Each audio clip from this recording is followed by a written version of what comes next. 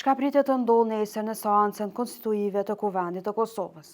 Pas zgjedhjeve të mbajtura me 9 shkurt, nesër me 15 prill në sallën e Kuvendit të Kosovës pritet të mbahet seanca konstituive e legjislaturës së nëntë. Betimi i deputetëve, zgjedhja e kryetarit të Kuvendit, zgjedhja e nënkretarëve të Kuvendit janë disa nga pikat e rendit të ditës. E kur jemi te zgjedhja e kryetarit të Kuvendit, kjo pozitë ka zgjuar interes të madh në skenën politike. Lëvizja vetëvendosje si partia e parë ende nuk e ka një emër për kryetar të Kuvendit, po për këtë pozitë kjo parti e ka lënë të hapur për diskutim me partnerët e mundshëm qeveritar.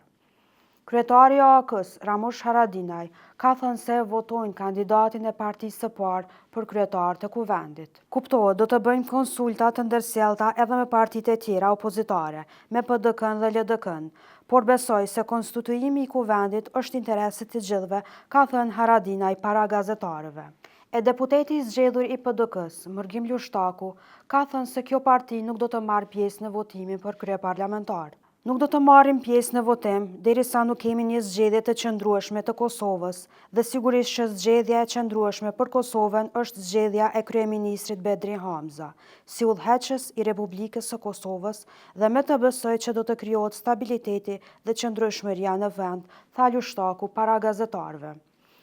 E kryetari i LDK-s, Lumir Abdigjiku, tha të premten se një kryetar i Kuvendit që si ka 61 vota për vete s'mund të jetë kryetar i Kuvendit në radhë të parë fare. Kurse nga partia e nismës ende nuk kanë dhënë një qëndrim të qartë për këtë pozitë.